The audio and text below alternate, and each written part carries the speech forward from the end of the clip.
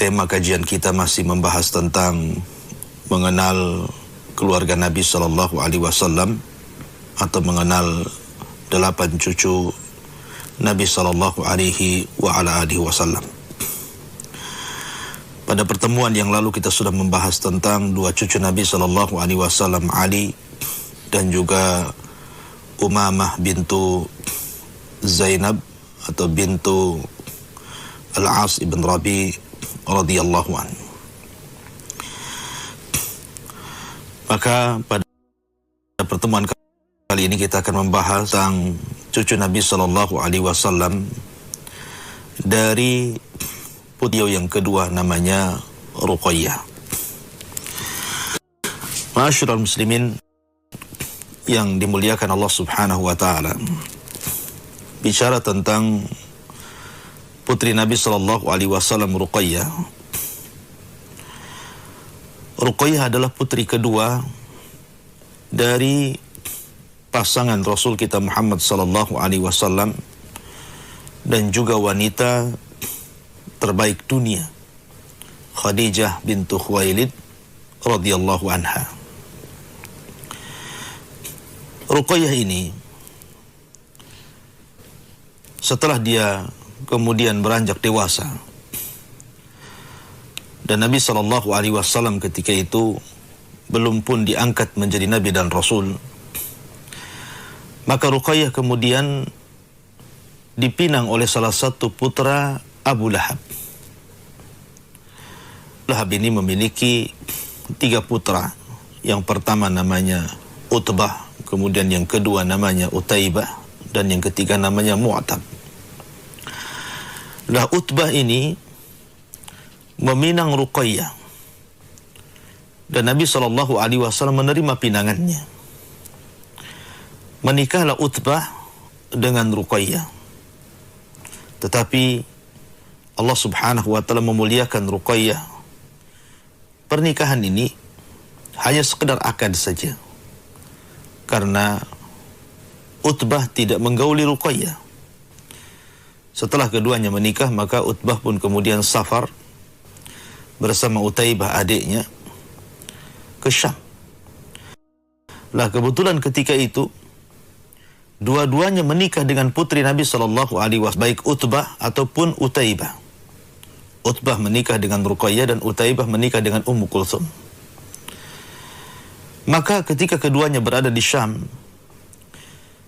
Allah Subhanahu wa taala menghendaki Nabi Sallallahu Alaihi Wasallam diangkat menjadi Nabi dan Rasul.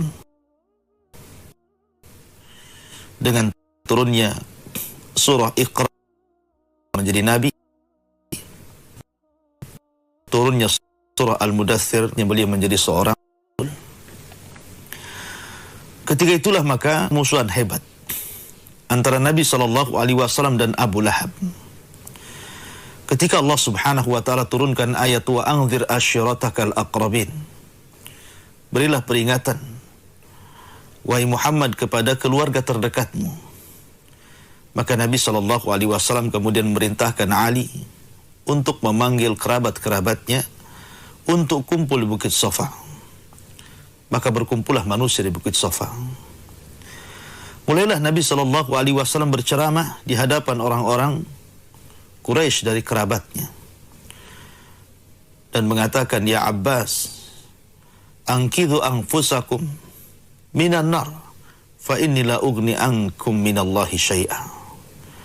Wahai Abbas, selamatkan diri kalian dari kobaran api neraka, karena aku tidak bisa menyelamatkan kalian. Kemudian Nabi SAW menyebutkan satu persatu sampai kepada beliau menyebutkan putrinya Fatimah, ya Fatimata binta Muhammadin salini ma syi'ti fa inni la ugni anki minallahi syai'a. Wahai Fatimah putri Muhammad Sallallahu Alaihi Wasallam, mintalah sesukamu, karena aku tidak bisa menyelamatkan kamu. Kemudian Nabi Sallallahu Alaihi Wasallam mulai mengajak mereka ke dalam tauhid. Akan tetapi tidak ada satupun dari kerabat Nabi Sallallahu Alaihi Wasallam yang hadir di Bukit Safa itu yang beriman kepada Nabi Sallallahu Alaihi Wasallam, menunjukkan hidayah milik Allah, bukan milik kita. Lah, ketika itulah tampil Abu Lahab. Dengan marahnya dia kemudian berdiri mencaci maki Nabi SAW dan mengatakan, tabban laka sa'iral yaum ya Muhammad. Celaka engkau, seluruh hari ini celaka untuk wahai Muhammad. Maka teruslah Abu Lahab mencaci maki Rasul di hadapan halayak manusia. Dan Nabi SAW tidak menjawabnya, subhanallah. Kenapa Nabi SAW tidak menjawab cacian Abu Lahab? Karena ada perkara yang lebih besar dibandingkan melayani Abu Lahab. Dan harusnya kita seperti itu. Kalau dicaci manusia tidak perlu mencaci balik. Akan tetapi Allah Subhanahu wa ta'ala tidak mungkin membiarkan wali-walinya dihina. Sehingga Allah Subhanahu wa ta'ala kemudian perintahkan Jibril untuk menurunkan wahyu. Maka Jibril pun datang, kemudian menyampaikan satu surat yang sangat pendek. Bahkan surat ini diletakkan dalam juz amma yang semua manusia bisa menghafalnya. Semua manusia akan membacanya dalam solat-solat mereka. Seolah-olah kisah ini akan terus dikenang sampai kiamat dibangkitkan, karena surat ini akan senantiasa dibaca karena pendeknya. Maka Allah Subhanahu wa ta'ala turunkan ayat tabbat yada abi lahabi wa tab ma aghna anhu maluhu wa ma kasab sayasla naran dzata lahab wa imra'atuhu hammalatal hatab fi jidha hablum min masad. Turun ayat ini, celaan kepada Abu Lahab. Ma'asyiral muslimin, para pemirsa dan para pendengar yang dimuliakan Allah Azza wa Jalla. Maka ketika turunnya ayat inilah, kemudian Abu Lahab marah luar biasa. Karena bagi orang-orang itu belum pernah mereka mendengar Al-Quran dibaca, sehingga mereka menyangka bahwa surah Tabbat itu sebuah syair. Dan syair itu sebuah media di zaman itu yang ternukilkan dari lisan ke lisan. Sehingga setelah peristiwa berkumpulnya mereka di Bukit Sofa, sebagian orang kemudian membaca kalimat Tabbat yada abi lahabi wa tab di rumah-rumah mereka, di pasar-pasar mereka, di tempat perkumpulan mereka. Sehingga membuat marah istrinya Abu Lahab, Arwa bintu Harbin, atau kunyahnya dikenal dengan Ummu Jamil. Sehingga kemudian Ummu Jamil mendatangi Nabi SAW yang ketika itu sedang duduk bersama Abu Bakar di sekitar Ka'bah. Dari kejauhan Ummu Jamil sudah membawa batu yang sangat besar di tangannya. Ketika sampai saja di hadapan Abu Bakar dan Nabi SAW, Allah butakan kedua matanya sehingga tidak bisa melihat Nabi. Dia hanya mengatakan kepada Abu Bakar, aina sahibu, di mana saudaramu? Maksudnya Rasul SAW. Abu Bakar bingung. Rasul di sampingnya tetapi tidak dilihatnya oleh Arwa bintu Harbin ini. Maka Abu Bakar Siddiq radhiyallahu anhu hanya terdiam sampai mengatakan, masya'nuki ya Umma Jamil, ada apa engkau ini? Maka Ummu Jamil mengatakan, telah sampai kepadaku bahwa dia mencaci diriku dan suamiku. La in ra'aituhu la aqamnahu bihadal fihrifah. Kalau seandainya kulihat dia, maka akan aku lemparkan batu yang ada di tanganku ini ke mulutnya. Kemudian dia pun membacakan syair sebagai celaan kepada Nabi SAW, kemudian pergi. Lah ketika kemudian putranya pulang dari Syam, pulang berdagang, Utbah dan Utaibah ini, maka diceritakanlah oleh orang tuanya bagaimana permusuhan Abu Lahab, suaminya dan juga dirinya terhadap Nabi SAW. Akhirnya kemudian kedua orang tua yang celaka ini, yang dilaknat sampai kiamat ini, memerintahkan putranya untuk menyakiti Nabi SAW dengan cara menceraikan kedua istrinya. Maksudnya Utbah menceraikan Ruqayyah dan Utaibah menceraikan Ummu Kulthum. Akhirnya kemudian Utaibah langsung mengembalikan Ummu Kulthum kepada Nabi SAW dan hanya mengembalikan begitu saja, menceraikan dan dikembalikan. Berbeda dengan Utbah. Utbah ini persis seperti ayahnya Abu Lahab. Sebagaimana ayahnya Abu Lahab menyakiti Nabi SAW, maka Utbah pun sama, mengikuti jejak ayahnya, ingin menyakiti Nabi SAW. Akhirnya kemudian dia bawa Ruqayyah kepada Nabi SAW. Kemudian setelah sampai di hadapan Nabi SAW, dia pun mengatakan, ya Muhammad, sebagaimana kau telah menyakiti ayahku, menyakiti ibuku, maka kusakiti dirimu. Ambillah putrimu Ruqayyah ini. kemudian dia mengatakan, kafartu bidinik wa bin najmi idha hawa. Maka dia mengatakan, aku kufur dengan agamamu. Dan wa bin najmi idha hawa. Sebenarnya Utbah ini beriman dengan Al-Quran, tetapi dia tidak beriman dengan satu surat namanya suratul Najm. Makanya dia mengatakan wa bin najmi idha hawa. Intinya bahwa dia ingin menyakiti Nabi SAW sampai sempat meludahi Rasul.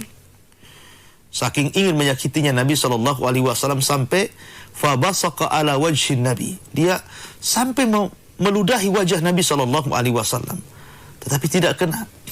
Nabi SAW menghindar dari ludah Utbah ini. Lah ketika itulah, ma'asyiral muslimin yang dimuliakan Allah Subhanahu wa taala, Nabi SAW kemudian berdoa, mendoakan kecelakaan kepada Utbah dan mengatakan, Allahumma sallit alaika kalbun min kilabik. Ya Allah, kuasakan kepada orang ini, maksudnya kepada Utbah. Utuslah kepada orang ini, maksudnya Utbah, anjing dari anjing-anjingmu. Subhanallah, ini doa yang berdoa Nabi SAW, dan kondisinya madlum, didolimi. Sementara Nabi SAW berdoa apa? Bersabda tentang da'watul madlum, doa orang yang didolimi, bahwa bainahu wa bainallah hijab. Tidak ada di antara dia dan Allah itu penghalang. Bagaimana kalau yang didolimi itu Nabi SAW? Sementara kalaupun orang kafir kita zalimi, kemudian dia mengangkat kedua tangannya, itu mustajab. Apalagi kemudian yang didolimi seorang Nabi. Maka doa mana lagi yang tidak mungkin mustajab? Pasti diijabah Allah Subhanahu wa ta'ala. Ketika Nabi SAW mengatakan, Allahumma sallit alaika kalbun min kilabik. Ya Allah, kuasakan kepada orang ini anjing dari anjing-anjingmu. Akhirnya kemudian Utbah pun pergi, diceritakanlah perkara ini kepada ayahnya. Ayahnya tahu Abu Lahab. Nabi ini kalau berdoa hampir tidak meleset, sehingga dia ketakutan kepada putranya. Lah suatu ketika Utbah ini kemudian melakukan safar menuju Syam untuk berdagang. Lah Abu Lahab ini masih ketakutan dan masih terngiang-ngiang doa Nabi SAW kepada putranya, sehingga kemudian dia menitipkan kepada kawan-kawan rombongannya untuk menjaga putranya Utbah selama perjalanan berdagang sampai ke Syam.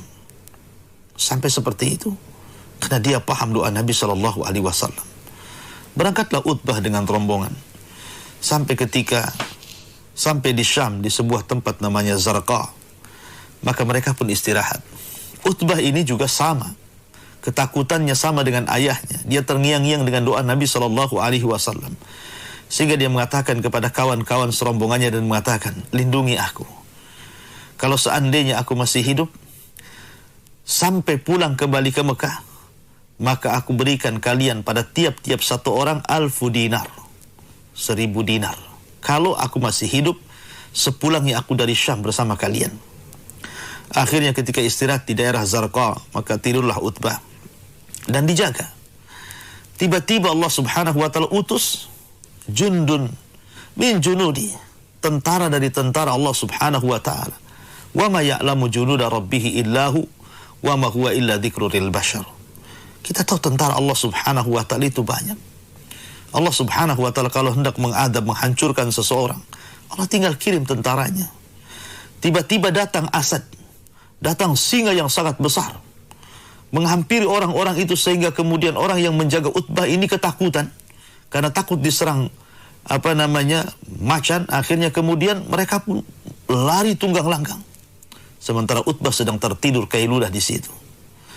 Maka singa itu tiba-tiba kemudian menerkam kepala Utbah, kemudian mencabik-cabiknya, sehingga Utbah ini berteriak dan mengatakan, qatalani Muhammad, qatalani Muhammad. Muhammad telah membunuhku, Muhammad telah membunuhku. Bagaimana dia bisa bicara seperti itu? Rasul di mana, dia di mana? Tapi dia yakin dengan doa Nabi SAW.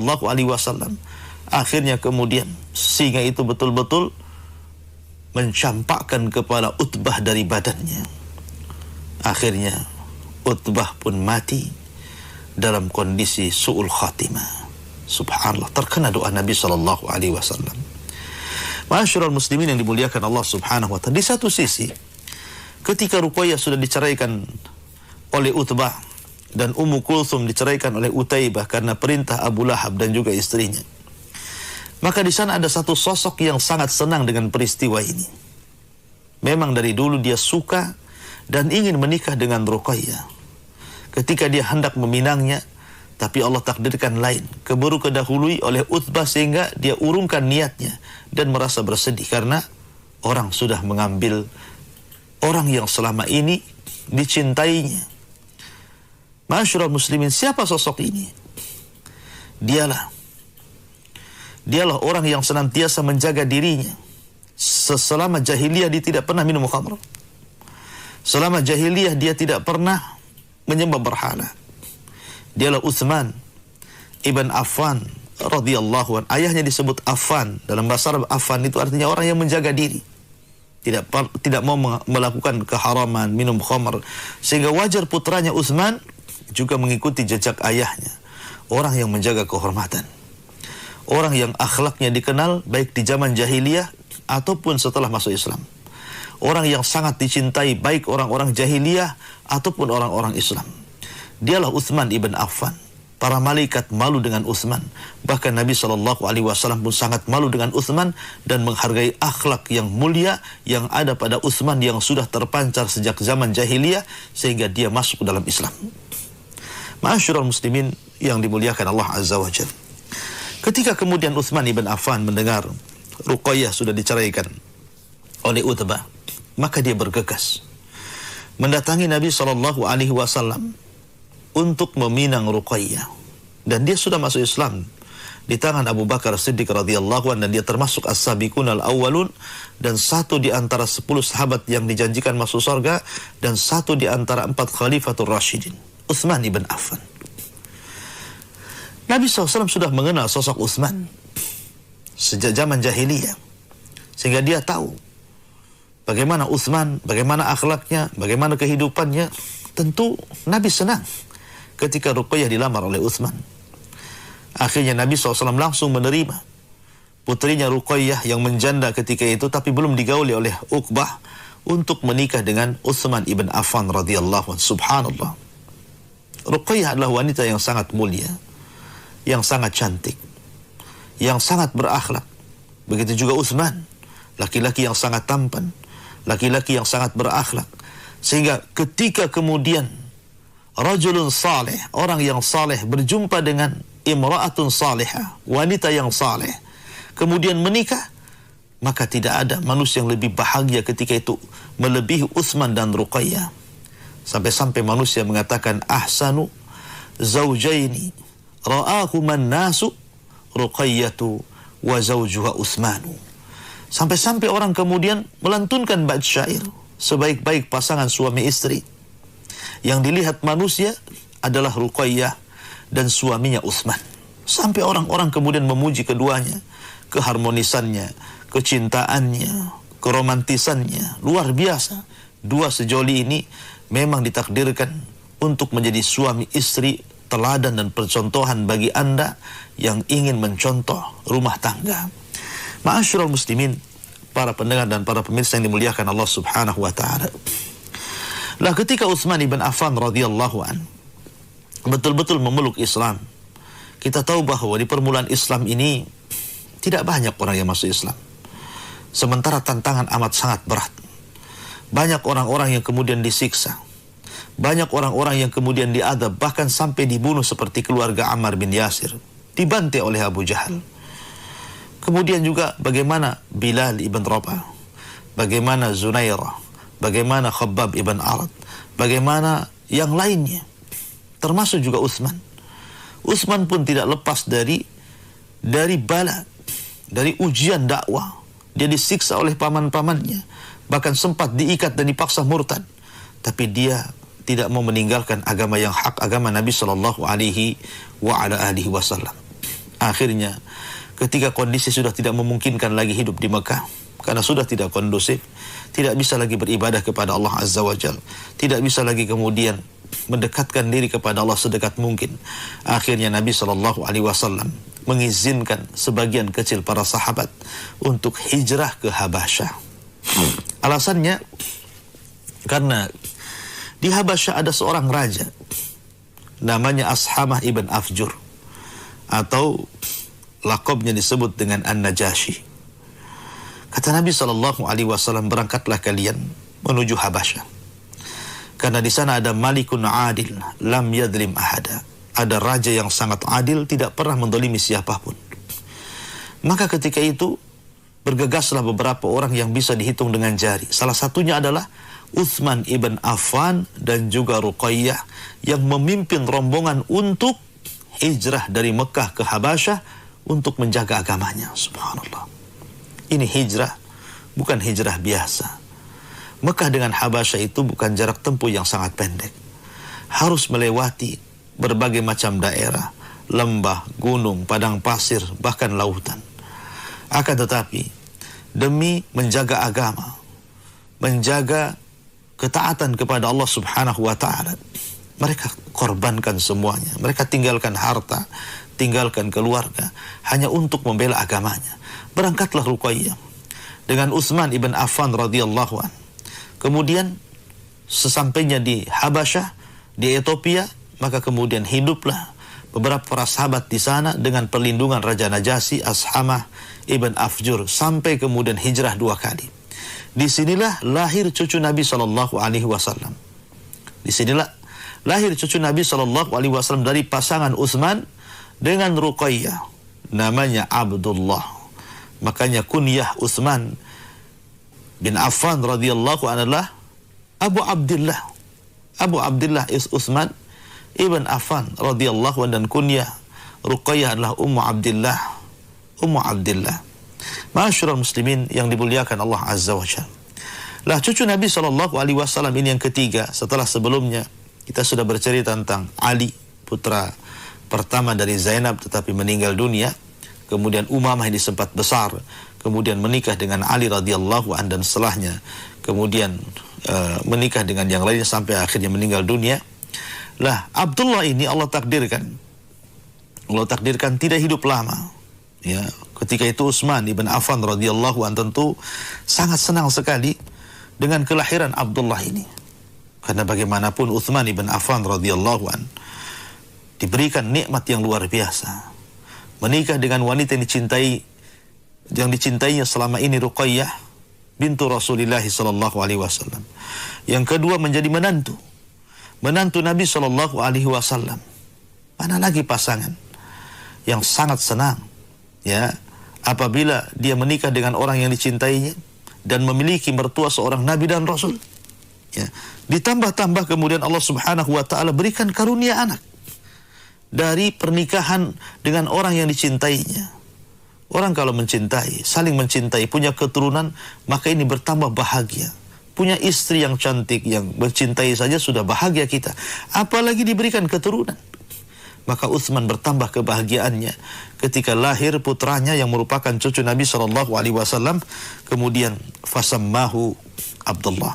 Maka kemudian diberi nama oleh Utsman anak tersebut dengan Abdullah.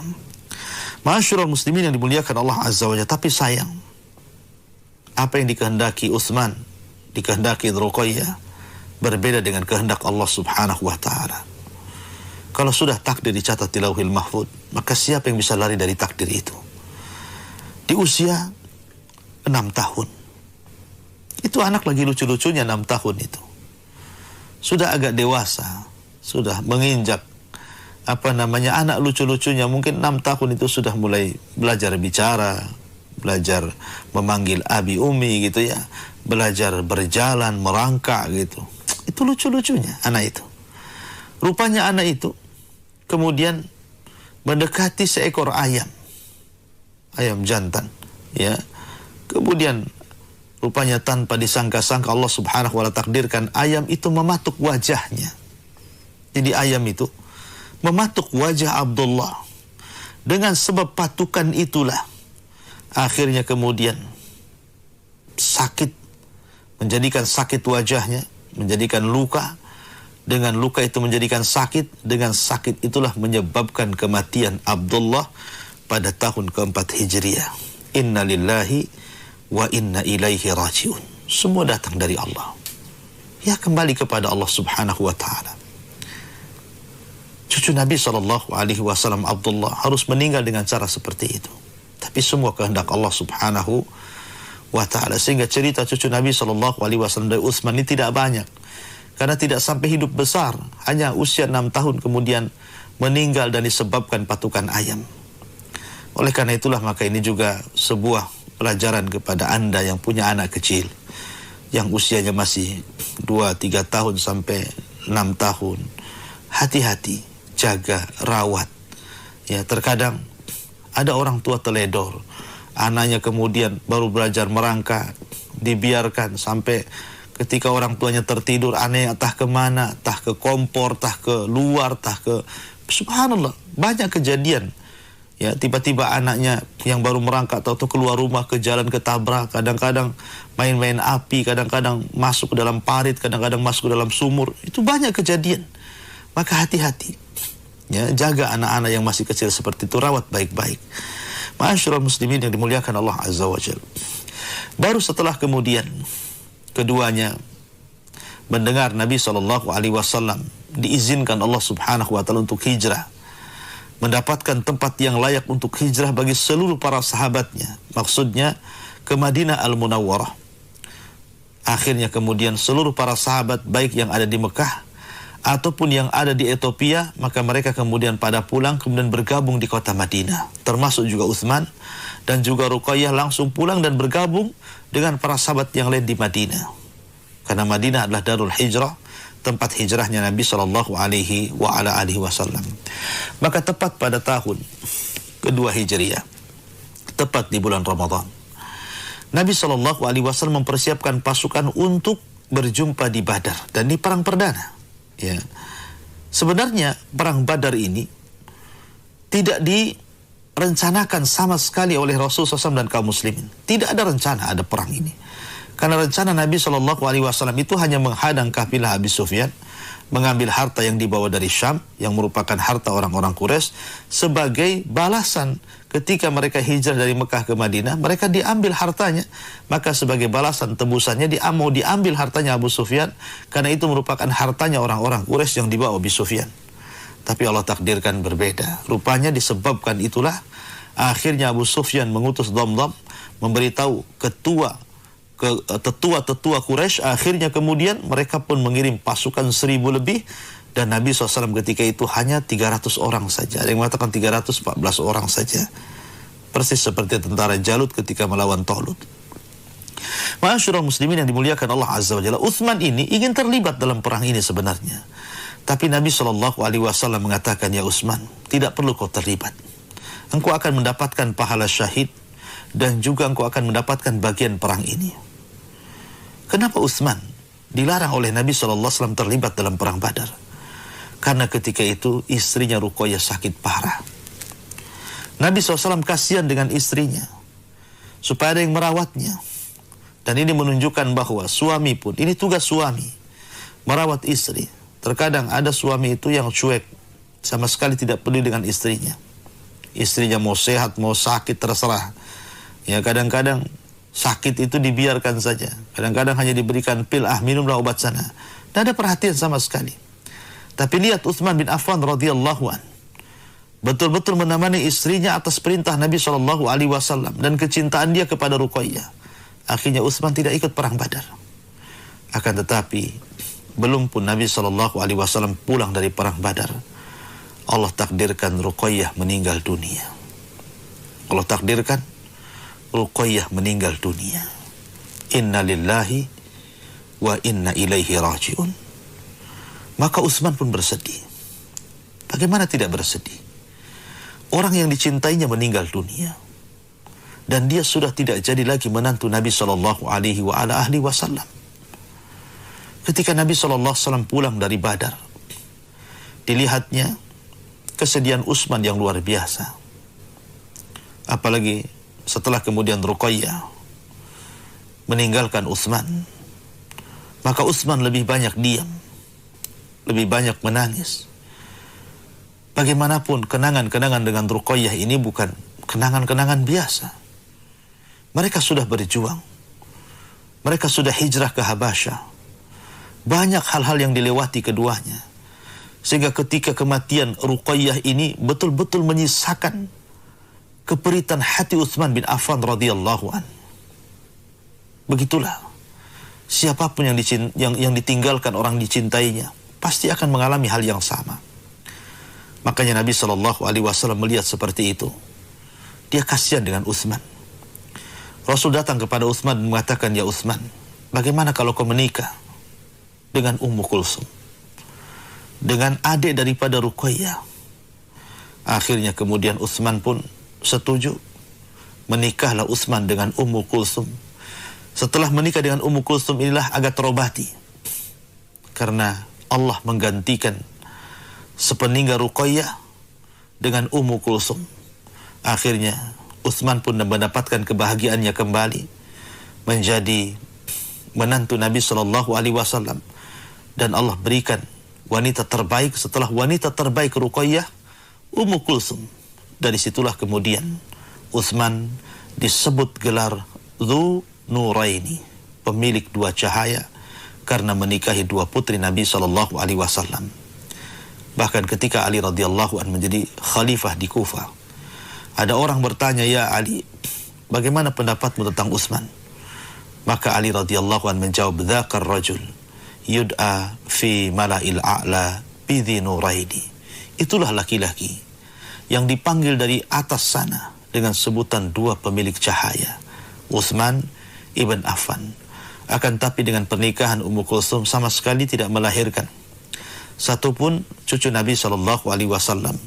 Hanya dari Ruqayyah, Abdullah, tetapi meninggal di usia 6 tahun. Inilah cucu Nabi SAW yang ketiga, Abdullah. Di sana masih banyak cucu Nabi SAW. Ada Hasan, ada Husain, ada Muhsin, ada Zainab, ada Ummu Kulsum dari Fatimah. Bagaimana kisahnya? Insyaallah kita lanjutkan di minggu depan. Mudah-mudahan ada manfaatnya. Untuk sesi Duha kali ini kita cukupkan sampai di sini. Saya kembalikan kepada moderator, falyatafaddal mashkura. Jazakallah khair Ustaz atas materi yang sudah disampaikan di kesempatan yang berbahagia ini. Semoga kita bisa mengambil manfaat dari kisah yang baru saja kita dengarkan bersama. Baik, para pendengar kaum muslimin dan muslimat dimanapun Anda berada di seluruh dunia, untuk Anda yang ingin bertanya kepada Al-Ustadz, dipersilahkan Anda bisa bergabung, bertanya secara langsung melalui 0811 777 0106. Saya ulangi, Anda bisa menghubungi kami secara langsung melalui 0811 777 0106. Atau juga bisa mengirimkan pertanyaan Anda melalui pesan singkat, SMS dan WhatsApp ke 081 808 108 106. Baik, ada pertanyaan dari Pak Bakri di Bekasi. Assalamualaikum Ustaz. Waalaikumsalam warahmatullahi. Mengenal cucu keturunan Rasulullah, apakah ada keharusan atau kewajiban umat Islam untuk memuliakan mereka? Atau bagaimana cara memuliakan keturunan Rasulullah? Syukron atas bimbingannya Ustaz. Iya. Bismillah, alhamdulillah. Kita tahu bahwa Nabi SAW adalah manusia yang paling mulia satu jagat raya ini. Dan keluarganya juga adalah keluarga yang sangat mulia, melebihi keluarga-keluarga yang lainnya. Termasuk juga keturunannya. Sehingga dalam hadis yang sahih, Nabi SAW bersabda, "Udzakirukumullah fi ahli baiti. Udzakirukumullah fi ahli baiti." Aku ingatkan kalian, jagalah keluargaku. Jagalah keluargaku. Bahkan Syekhul Islam Ibn Taimiyah rahimahullahu ta'ala di dalam kitab beliau, dengan mencintai ahlul bait wa biha atawassalu, dengan itulah aku bertawassul, kata beliau. Artinya bertawassul dengan mencintai mereka. Akan tetapi kesalahan di masyarakat ini berkenan dengan ahli bait itu, manusia terpecah menjadi dua. Ada orang-orang yang gulu ekstrim, melampaui batas ketika memuja dan memuji ahli bait. Dan mereka orang-orang Syiah. Di zaman Ali radhiyallahu anhu sampai menuhankan Ali. Dan mereka adalah kelompok Sabaiyah, Syiah yang paling sesat, yang mengatakan di hadapan Ali, antal ilah, engkau Tuhan. Tapi ada orang-orang yang meremehkan keluarga Nabi, bahkan sampai mengkafirkan. Dan ini adalah kelompok Khawarij. Orang-orang Khawarij, mereka sangat benci kepada ahli bait, sehingga mereka membunuh Ali radhiyallahu an dengan diutusnya seorang yang hafidul Quran, orang yang hafal Quran, orang yang suara Qurannya paling indah di zamannya, Abdurrahman bin Mulzam. Bayangkan, dia membunuh Ali, padahal dia penghafal Quran dan suaranya paling indah. Tapi pemahaman yang sesat yang menjadikan tangannya kemudian berani dan lancang kemudian membunuh Ali radhiyallahu an, Abdurrahman bin Mulzam. Lah kita ahli sunnah wal jamaah, kita bukan Syiah dan kita bukan Khawarij. Kita tidak kemudian terlampau meninggikan Ali sampai ke derajat ketuhanan, ataupun kita tidak meremehkan Ali sampai kemudian dikafir-kafirkan. Artinya kita pertengahan antara Syiah dan juga Khawarij, tidak mengkafirkan dan tidak ekstrim terhadap ahli bait dalam hulu kepada mereka. Karena Rasul mengatakan, la taghlu fi dinikum wa la taqulu 'ala Allah ilal haq. Jangan kalian melampaui batas terhadap agama kalian. Maka bagaimana cara menghormati kita kepada ahli bait? Ya kita hormati, kita muliakan mereka. Kita muliakan kalau betul-betul di hadapan kita ada keluarga ahli bait. Ya kita tolong mereka, kita muliakan mereka. Ya, tapi dengan cara tadi, tidak terlalu ekstrem dan tidak terlalu meremehkan. Dudukan mereka sebagaimana syariat mendudukannya. Karena kemuliaan itu bukan ada pada nasab. Ingat, walaupun ada ahli bait sekalipun, maka kemuliaan itu bukan ada pada nasab Anda sampai kepada Nabi SAW atau tidak. Karena Nabi SAW yang mengatakan, man batta'a bihi amaluhu lam yusri bihi nasabuhu. Siapa yang lambat amalnya, tidak mungkin dikejar nasabnya. Makanya ketika Nabi SAW menceritakan tentang 4 perkara wanita itu dinikahi, kata Nabi SAW, tungkahul mar'atu li arba. Wanita itu dinikahi karena 4 perkara: kecantikannya, hartanya, nasabnya, dan agamanya. Apa kata Rasul? Fadfar bidzati din taribat yadak. Ambil yang baik agamanya, bukan yang nasabnya, bukan hartanya, bukan kecantikannya. Ya, menunjukkan bahwa nasab itu tidak bisa menjadikan seseorang mulia. Tapi yang menjadikan seorang mulia adalah ketakwaan kepada Allah Azza wa Jal. Bahkan Rasul sendiri yang mengatakan ketika khutbah di Padang Arafah, la fadla bainal arabi wal a'jam walal aswad alal ahmar illa bitaqwallah. Tidak ada beda apakah Anda orang Arab, Anda non-Arab, Anda orang asing, Anda bukan orang asing, Anda orang berkulit hitam, berkulit merah, berkulit putih. Yang membedakan kalian hanyalah takwa. Kemudian Rasul membacakan, inna akramakum indallahi atqakum. Sesungguhnya orang yang paling mulia di antara kalian adalah orang yang bertakwa. Wallahu a'lam.